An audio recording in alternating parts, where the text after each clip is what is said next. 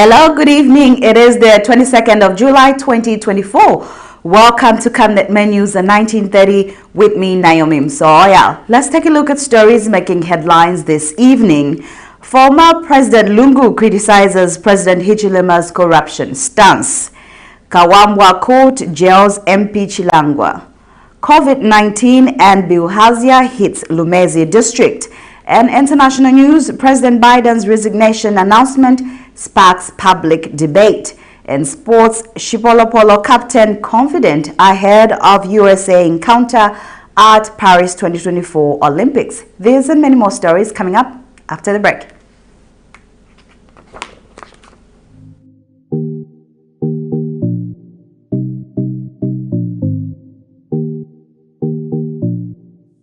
With this impending drought, it's time we look to alternatives of sustaining our crops.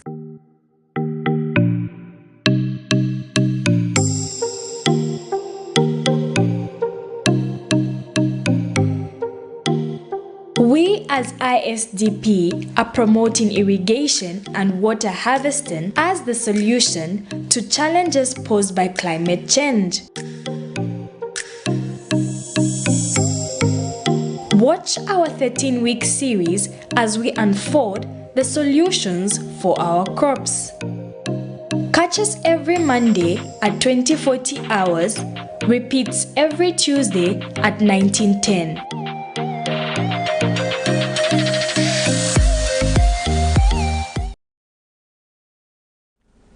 And now the news in detail. Lusaka City Council LCC acting town clerk Liftrin Daba says he is satisfied with the renovations at Matebeto Market in Lusaka's Long Acres.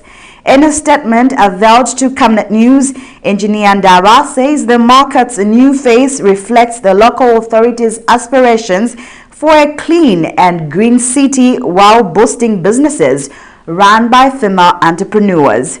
The scope of works include road paving, painting of the shops, and construction of a shelter at the facility's car wash.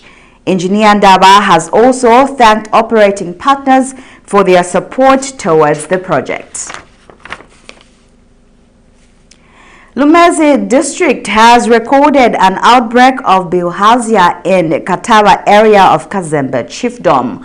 According to the council's health services department, 26 cases have so far been confirmed and a response deployed to manage the situation. Lumezi Town Assistant Public Relations Officer Ivan Munyumbwa says the district earlier on 15th July recorded 6 COVID-19 cases following a countrywide outbreak of the pandemic. Mr. Munyumbwa, however, urges the residents to take preventative measures to avoid the further spread of the virus. The district has recorded an outbreak of bilharzia in Katawa and the Kazembe Chiefdom. According to the council's health services department, 26 cases have so far been confirmed positive, and a response team has since been deployed to manage the situation. The confirmed cases have been recorded from Mbuzi Primary School. And Lumezi district, as at 15th July 2024, had recorded 6 COVID-19 positive cases following a countrywide outbreak of the pandemic.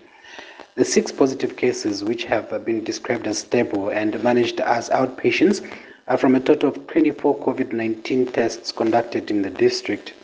With the current variant of the pandemic yet to be known, residents are encouraged to take serious precautionary measures to avoid further spread of the pandemic.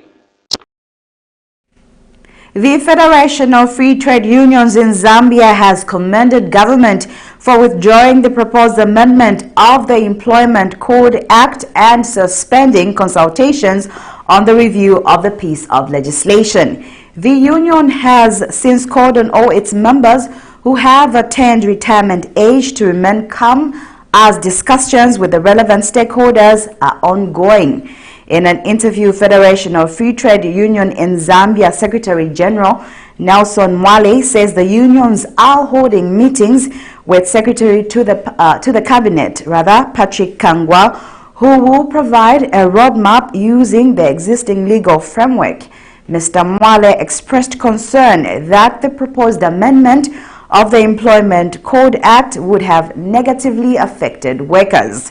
According to the Public Service Pensions Act number 28 of 2022, early retirement age is 55, normal retirement age is 60, and late retirement age is 65. I also want to take this opportunity to mention to the nation and the workers that, of course, social media is awash with a lot of issues to do with retirement age, and we can't pretend the fact that there's a lot of uncertainty among senior citizens in the civil service regarding issues of retirement age, where there's a ruling, a Supreme Court ruling actually, explaining that at 55 people must retire, especially those that began work before 2014,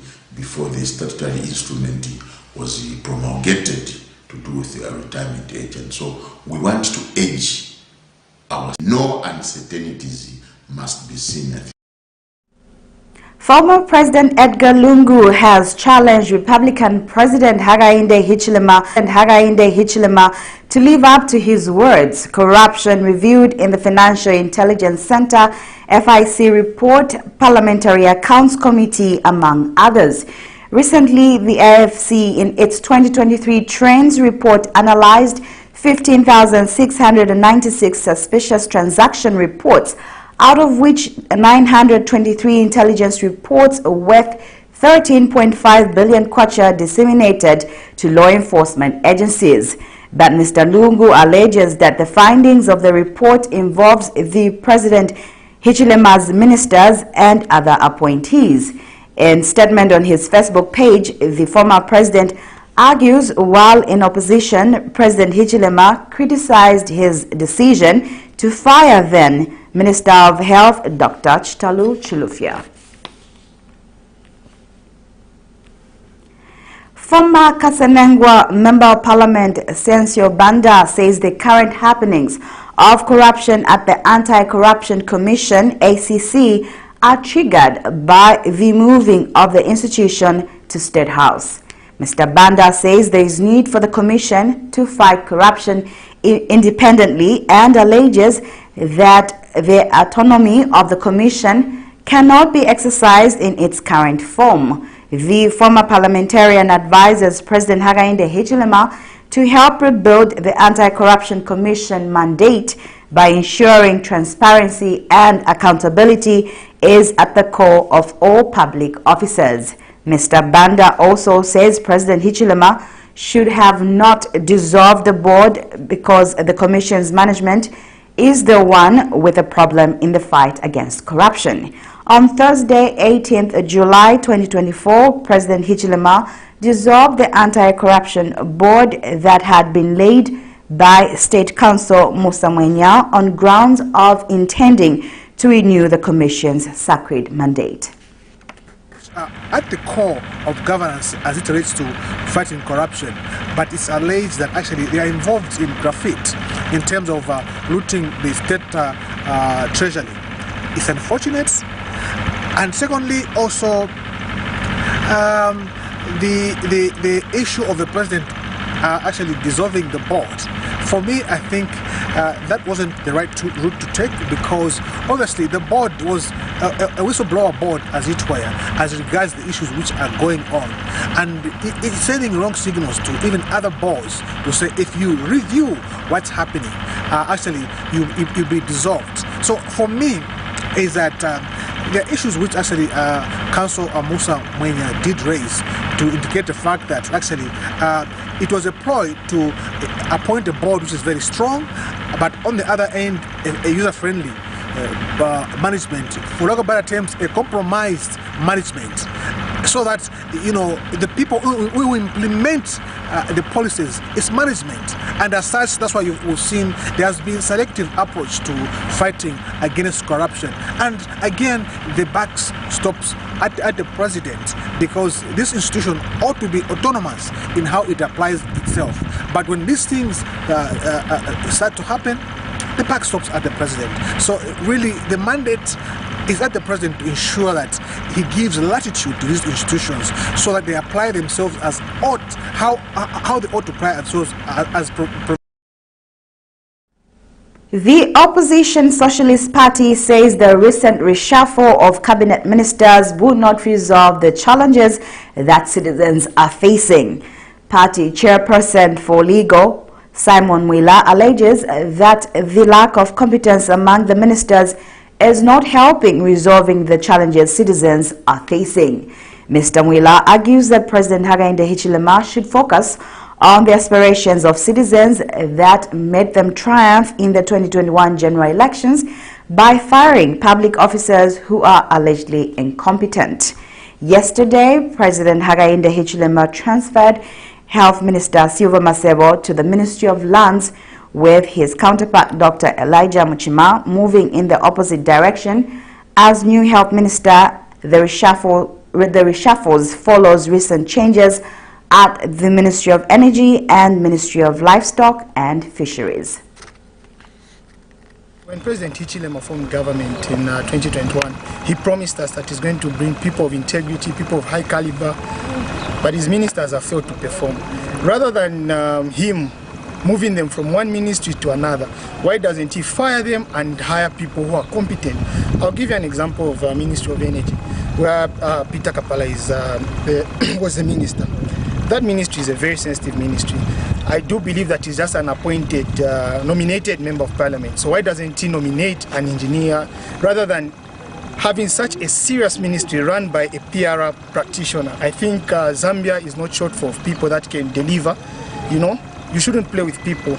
People voted for President Hichilema in 2021 with the view that he will change the narrative. He will bring people of high caliber, people who are well informed, people who understand the governance issues, but not this kind of mediocre reshuffles we are seeing and moving one minister from here, a minister who's accused of corruption. They have been moved from a ministry to a ministry. I don't think he's doing any service to this country. Actually, he's doing a disservice to himself and the people of Zambia that voted for him in masses. Yeah. Meanwhile, the opposition New Heritage Party says the recent reshuffles at ministerial level is unsatisfactory. Party President Chishala Kateka says the head of state should have neither suspended or fired the Minister of Health instead of merely transferring her duties elsewhere. On Sunday, July 21st, President Hakainde Hichilema transferred then Minister of Health Silva Masebo to the Ministry of Lands and Natural Resources, swapping with Dr. Elisha Mchima with immediate effect. Following public outcry regarding the scandal surrounding 61 trucks carrying medicines and medical supplies from Egypt that have been marooned since November 2023 in Beira and Lusaka, President Hakainde Hichilema, in accordance with Article 92 of the Constitution, transferred Ms. Sylvia Masebo to the Ministry of Lands and Natural Resources and Mr. Elijah Muchima to the Ministry of Health with immediate effect. But sections of society have expressed concerns over the transfer of the then health minister, with others stating that the latest transfer is not fighting against corruption, but a hypocritical move to